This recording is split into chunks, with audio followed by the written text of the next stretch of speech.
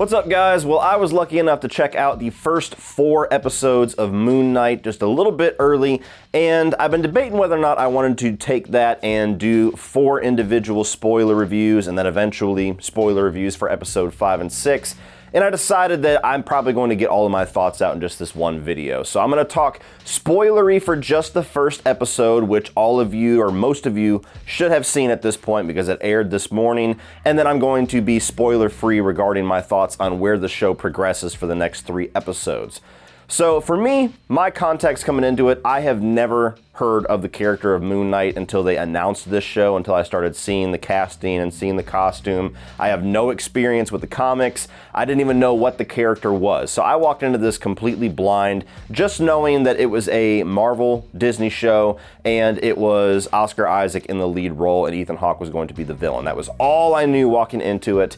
And I do like the show. I will say I'm not blown away by it. I'm not like losing my mind. There's a lot of reactions on Twitter that I've been seeing, which probably people that have grown up with the comics just love seeing this character come to life. But for me, it's not like it blows the other Disney Plus shows out of the water. It still feels very much in line with the level of quality, with the level of entertainment that we've gotten from those. But I do like the show so far. The main thing that I enjoy about it is that I do like the fact that this is a very different style of hero for the Marvel Universe. This is a character that almost plays almost like a horror character to a certain degree because it's all about mental trauma and the Egyptian god that's actually kind of possessed the main character that gives him his powers is portrayed very much like this scary entity throughout the first episode especially, but even throughout the following episodes. He doesn't seem like this, it's not like Shazam, you know, where he's gotten this godlike power and it's all whimsical. This is like a character that's invading a human body. And so that's a very different style, a very different pace for a comic book character, but certainly a Marvel character, because usually their powers come from a place of good. They've gotten this, whether it's from a tragedy or from whatever, it comes from a good place. And this isn't quite portrayed that way. They're trying to do some good things. We haven't quite gotten there yet, but it's a character that it comes from a much darker realm as far as where these powers come from. And so I really enjoyed that different kind of change of pace, change of style for Marvel shows. It's certainly a little bit more bloody and a little bit more violent than the previous Disney Plus shows, so I appreciate that. It's not quite Daredevil Punisher level, but it's certainly taken a few steps towards that direction. There's scenes where, you know, Oscar Isaac's hands covered in blood as he's got this scarab in the first episode. There's been blood on a couple of bodies that he is shown in the first episode after he has whooped everybody's ass and kind of like blacks out, doesn't realize what happens. Later on in like episode 4, there's a pretty very horror toned scene regarding like mummification and stuff like that that to me was like pulled right out of Stephen Sommers' The Mummy. So I like the fact that it's a little bit more mature in tone. I wish that Marvel would just fully commit. That is something that's a little mixed for me thus far, is because even though they're going a little bit more serious, a little bit more bloody, a little bit more darker in tone, it's still very much tethered to that Marvel Cinematic Universe tone and the humor and the brightness of it. And I just wish for once they would just kind of cut those tethers. Like, we're smart enough at this point to understand that it's tethered to all of that. You don't have to tell us why. You don't have to stylistically hold us to that. Let it go further, you know, let it go fully into dark territory. That's probably my biggest mixed element of the show thus far in 4 episodes, that I wish it would just commit and go there. I also like the fact that, you know, there was a description of this show given probably about 2 or 3 months ago that Moon Knight is essentially going to be like Indiana Jones meets Fight Club. And as bizarre as that mashup seemed in that description when I didn't know a whole lot about the character or the show, that's pretty much a perfect representation of what this show is. Much more Fight Club than Indiana Jones, but as you get into the first 4 episodes, there's certainly a lot more globe-trotting and adventure themes that are brought into it and going into tombs and things like that. But that Fight Club element is very prevalent, especially in that first episode, which, by the way, I do think is the best episode of the 4. Still got 2 more, but I did like the first episode the best.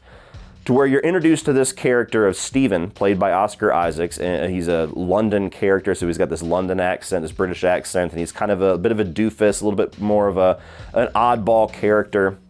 and he chains himself to the bed at night, and you're like, what is this all about? And then you get into about the middle of the episode where shit starts to pop off, and you see that he actually blacks out and has other personalities take over his body. And by the end of that first episode, you see that one of those personalities that's inside of him is the hero of Moon Knight. And it just kind of, the suit just wraps around him with all these little cloths, and he gets the little moon, whatever you want to call them, knives, scepters, I don't know, but the weapon. But I like the fact that the first episode especially, but periodically throughout the rest of the show, they really play with that dissociative identity disorder thing, especially the movie version of it, to where personalities just click on and click off. And he's got Steven, who's very much this kind of neurotic, kind of goofy guy. And then you have Mark, who is the serious, like, action hero, James Bond type personality. Both of them have their own respective Moon Knight suits, to where the comic book, you know, the hero, the badass looking Moon Knight suit is like Mark's suit with the hood and with the fucking weapons, the little moon stabbers. And then you have the, what they call Mr. Knight, who is if Steven decides to pull out his own suit, and it's quite literally like this suit. It's like a James Bond suit with the cloth over it. Almost looks like Rorschach. And even that one is very cool, and he's got like nunchucks and shit. So it's a very interesting dynamic with the main character. I think the main character, and especially the performance by Oscar Isaacs, and I will say this is among the best acting that I've seen him give, because he has just so much to play with, that's really the star of the show, is that entire concept. That's what's going to draw people in with the first episode. That's what's going to keep you hooked.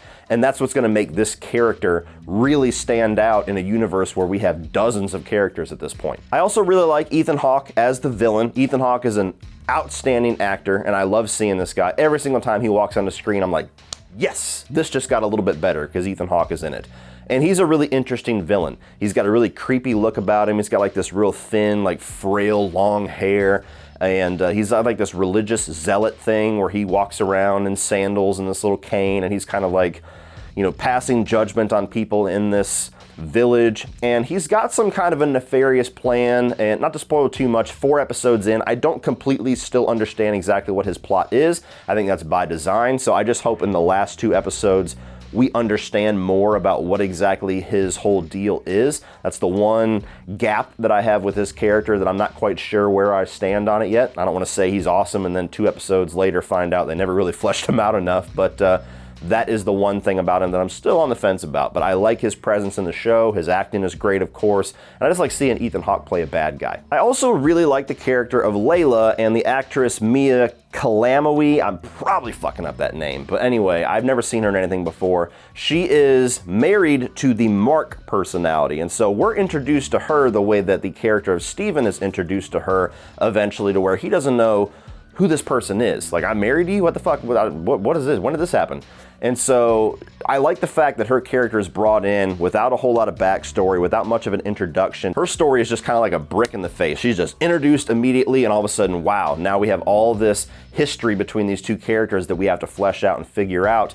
And I like that. I like that kind of mysterious element about their relationship, and there's plenty to flesh out on the back end in the 3 episodes after the premiere where we're introduced to her character. And I really have enjoyed her performance and the different layers that we've seen of her character in the first 4 episodes, and I'm almost more intrigued on where that is going than the plot between Moon Knight and Ethan Hawke's character to a certain degree. So she's another great element to the show. The one thing that I will say might be a bit of a detriment to the character in the show thus far is that because essentially your main character is split amongst 3 characters, really, Steven, Mark, and then the god himself, that it might feel like no one personality of this character gets a lot of the focus, and so they're kind of battling for screen time. I mean, that's part of the element, that's part of the style of the character, is that they're quite literally battling for the body, but they're kind of battling for your focus as well. So while one episode focuses a lot on Steven, namely the first episode, you'll get an episode that focuses a lot on Mark, and Steven's kind of the one fighting through. And I'm just hoping that by the end of this show, I feel like we get a really well-rounded arc with all 3 characters. It doesn't feel like one got sidestepped or one became kind of superfluous to the characterization of Moon Knight as a whole. And by the end of the 4th episode, no spoilers, it kind of hints that it might be going in that direction where we're going to be able to get screen time and we're going to be able to get like full-on characterizations and full-on explorations of who these individual characters are. But again, I don't know. So I don't know what happens in 5 and 6. So thus far, I'm intrigued, I'm invested. I just hope that by the end of this, it doesn't feel like, well, I really like Mark, but I don't know if I'd really know anything about Steven and that God character. I hope it's a well-rounded character, and it's a tall order to have 3 well-rounded characters kind of mashed into one, but I hope that they can do it. The only thing that I will say, I wouldn't even really go far as to say that it's a negative because I kind of just accepted it at this point, but it's certainly something that stands out to me as something I could do completely without if I was in charge. I kind of wish that we could go one property, one character, one show, one movie in the MCU without that MCU brand humor. Not that the humor's bad in this show. There's certainly some funny moments. Oscar Isaacs and his performance and his charisma certainly helps tremendously with that. But there's so many times where this show just feels like it's going for a very distinct tone and a very distinct approach that is so different from other things that we've seen in the Marvel Cinematic Universe. And then as soon as somebody makes a joke, you're instantly reminded, you're like, oh yeah, this is an MCU thing. And just their humor is so on brand at this point that I almost feel like it loses the impact that humor is supposed to have. Like, humor is supposed to break things up or to surprise you or to get an emotional reaction out of your audience so that you can hit them with another emotion immediately after that, kind of loosen them up or add more to the fun factor. And the best shows and movies and characters that we've gotten out of the MCU do that perfectly, Iron Man being probably the best one. But I just feel like there's times, and this being one of them, where we just don't need that. It's not necessary. You're not using humor for what humor is supposed to be used for. You're just using it because it's like a checkbox at this point. Like, oh shit, it's been 8 minutes. What's a joke? What's a joke? You. All right, cool. That one's good. Put it in the script. Thank you. Lost the contact lens. Hope you find it. After 10 years, after we've already gone through the whole Infinity War saga, now we're trying to begin this new era in the MCU. I feel like at some point, I wish somebody would put their foot down and be like, no, we don't fucking need that. Tell me what that joke adds to this episode. Tell me, please, I'll listen. So all in all, guys, I enjoy the show thus far. I would say if you are a fan of the MCU, very good chance that you're going to enjoy this. If you're a super fan, extremely good chance that you're going to enjoy this. But I would not say that this is a show that's going to change your mind or be anything different if you're on the fence or not the biggest fan of the MCU. This is very on brand for the MCU, for the Disney Plus shows that we have gotten thus far. It's different, but it's still very similar to what we've gotten before. So I enjoy it. I just wish that they would fully commit to something different. I want to see something that really stands out in the MCU. And despite all the early reactions that made me think this was going to be it, I don't quite think that it is. So if you've seen the first episode of Moon Knight, which is live on Disney Plus right now, let me know your spoiler-filled thoughts on that episode. And what are your expectations or hopes for the next 5 episodes? And I promise I'm not going to answer anything with any spoilery details whatsoever. I want you guys to experience the episodes just like I did. So let me know your thoughts down below, guys. Please like and share this video. Hit that subscribe button if you are a fan. Most likely at the end of this show, I will do a season review. I don't think that there's enough in each individual episode for me to merit individual spoiler episodes. I'm just not passionate enough about it to merit 8 videos on this show. So I will see you at the tail end in 6 weeks whenever we get to the end of this, but let me know your thoughts down below and subscribe so you don't miss that eventual season review. Thank you guys for watching as always, and remember, opinions are like assholes, but that doesn't mean that you have to be.